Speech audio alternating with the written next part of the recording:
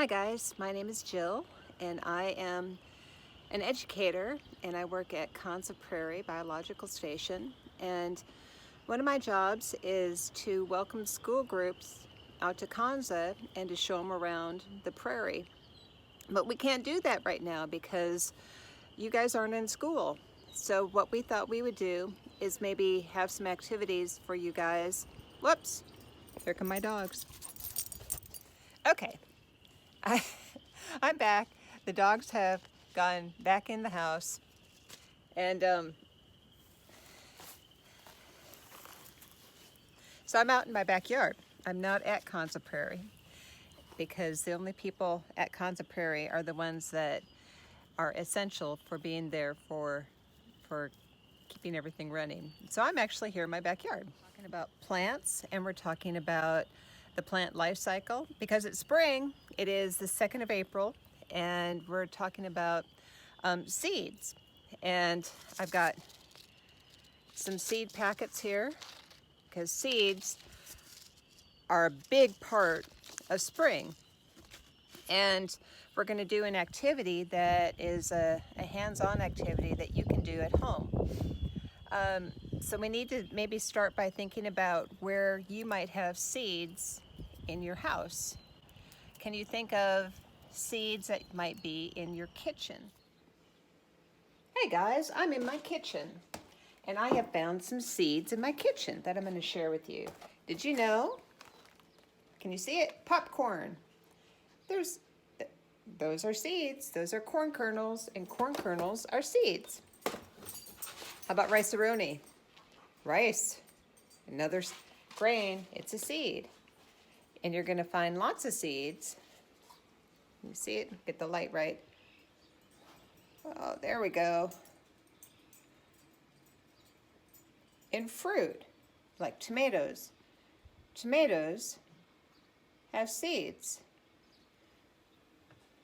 Other fruits that you may not know that they were fruits.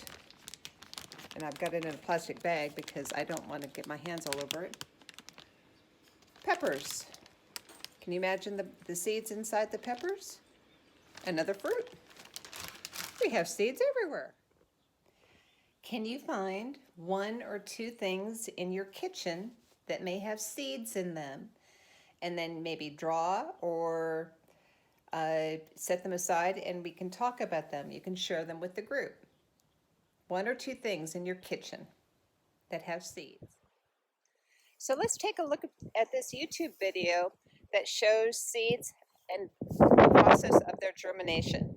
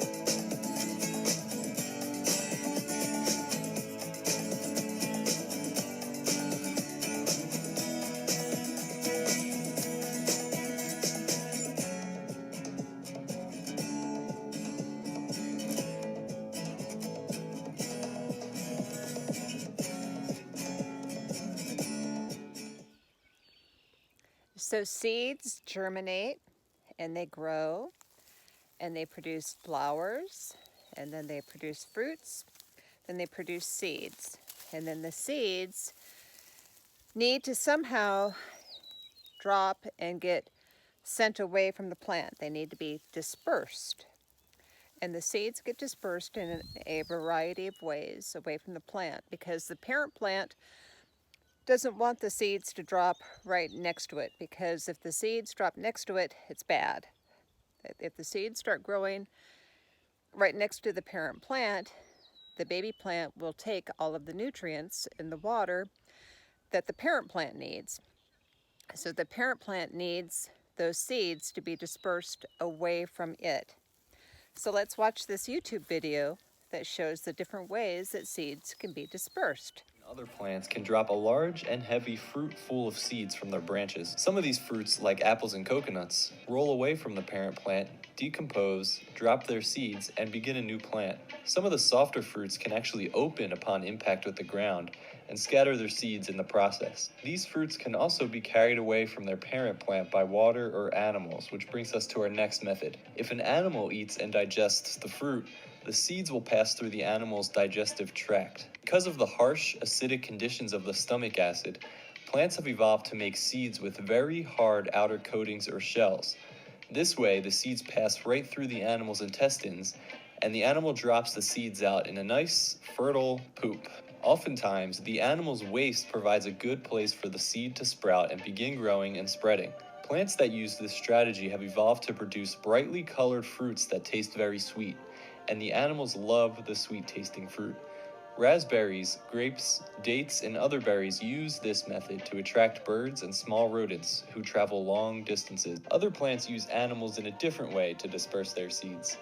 These plants have evolved spiny or hooking seeds that can actually get stuck to an animal's fur, skin, or feathers as they walk through their environment. You've probably had this happen to you if you have ever gone on a long walk or a hike and noticed some plant seeds or debris sticking to your pants or socks. Eventually, these seeds fall off the animal or your pants a long distance away from the parent plant. Perhaps the most interesting method of seed dispersal uses the natural process of evaporation to actually burst open a seed pod with an explosion.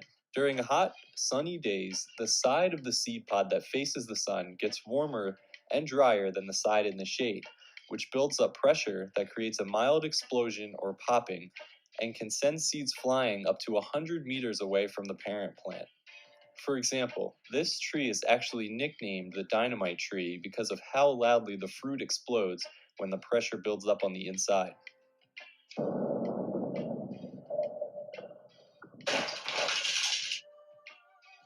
Other plants that use this method include exploding cucumbers and touch-me-nots. You can see how they get their name. Next, many trees and plants simply use the wind to disperse their seeds.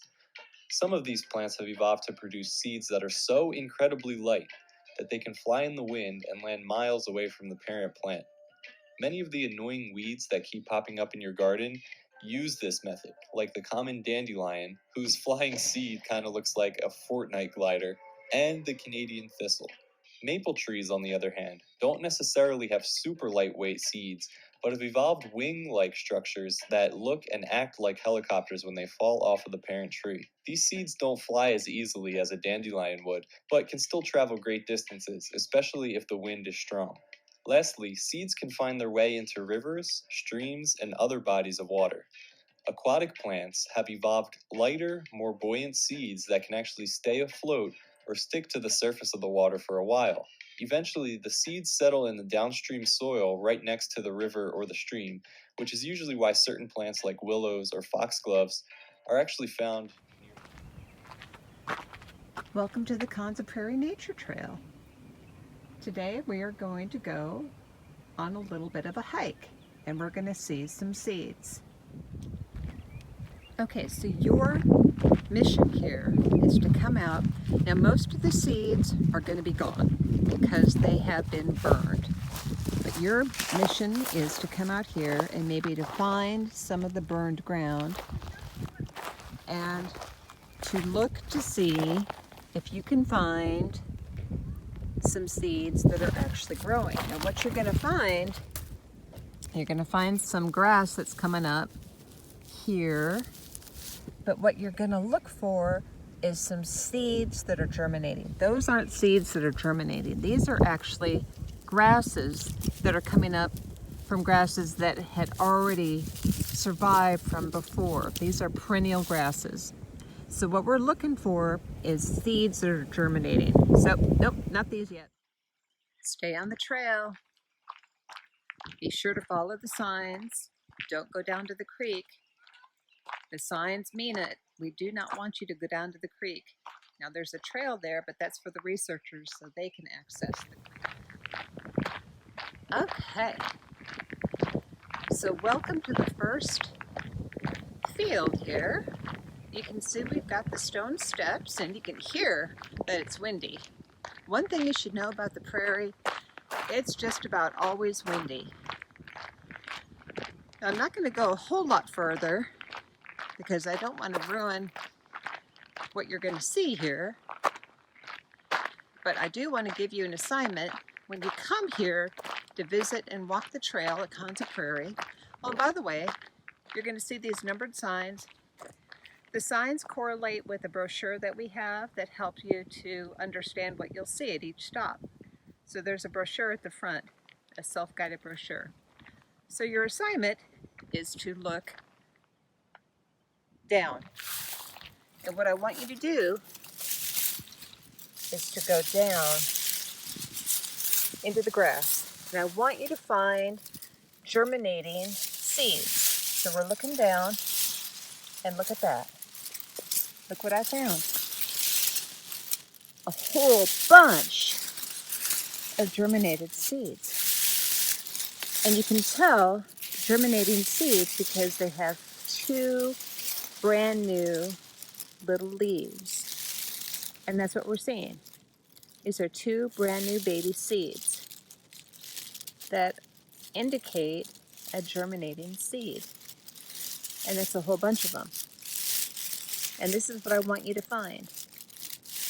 You might have to dig. You know what? Let's look again. Let's go to another spot because we found a boatload right there. So let's do it again. Let's go. Ooh, okay, so here's a pile of grass. And this will probably be burned by the time you come. So let's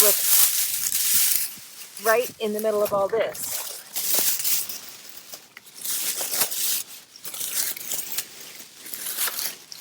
Look at that. What did I find? Germinating seeds. All right, this is going to be your scavenger hunt, guys. Look on the prairie and see if you can find germinating seeds. So look at this, I'm just right on the trail. You don't have to go off the trail to find them. There's your assignment. Most of them are gone, but some are still here. Here's some, the little tufts. I'm gonna pull them out.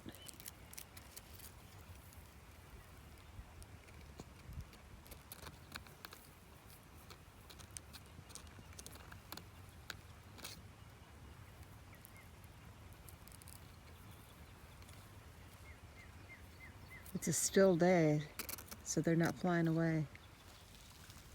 Here's some seeds. Look at that. Look close.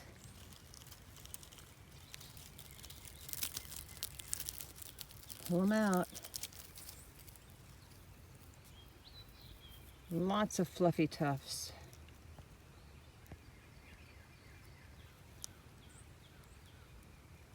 Again, packed in there tightly. So look at this plant. And look at those seeds. Aren't they pretty? So far, all the seeds that we've seen have had little tufts on them. Which means, how are they dispersed? Which makes sense, right? Okay, so they're going to be dispersed by the wind because this is the prairie. That makes sense. Okay, so this is Illinois bundleflower. There they are. Look like little bean pods. If we open them up, we'll find seeds inside. Okay, so I've opened up the seed pods, and three of them were empty, and you can see where the seeds were. But one of them still had seeds in it. You can see the 3 seeds in that. See how they look like little bean seeds? So the ones that had that are empty, the seeds dropped straight down. And the ones that have the seed still in it, the pod wasn't completely split open. So these pods split. So I'm gonna just toss them. Here we go. And the seeds just fall out. And the seeds just drop straight down to the base of the plant. And so what happens there is that the seeds, if they get a chance, will grow, and they'll grow right down here at the base of the plant. So what I'm going to do is I'm going to look to see what's going on down here. Because odds are nothing's growing. Not yet. But take a look at that.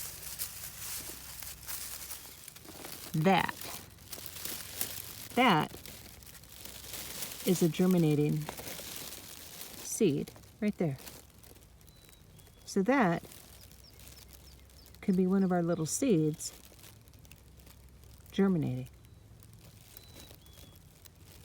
Now, why would that be bad for the plant? Why would the plant, there's another one right there. Who knows? They're two different ones, aren't they? Why would that be a bad strategy for the plant? To just have its seeds just simply fall down at the base of the plant. The seeds that have the wings have a better strategy than the Illinois bundleflower. What's the better strategy? The better strategy is dispersal. Is a great example of a wind dispersed seed, or plant with a wind dispersed seed. Another one. Here we go. That gives it something to focus on. Almost look like badminton birdies. Okay, so there's a seed. It's a big one. There's a couple of different seeds there. There's the acorn and the hackberry. And the hackberry is surrounded by the berry. So, let's do this. You ready? Here we go. Seeds right there. There's the seed, surrounded by the fruit.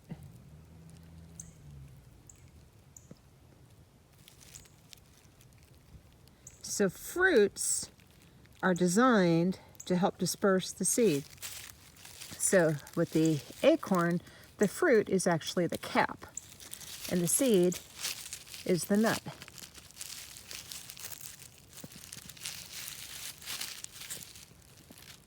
So let's investigate that a little bit further. Oh, by the way, do you know anybody who likes acorns? Here's another big seed. Anyone recognize it? Look at all the grooves. Some of you might have this in your backyard. Can make a big mess. This is a black walnut. That's the seed.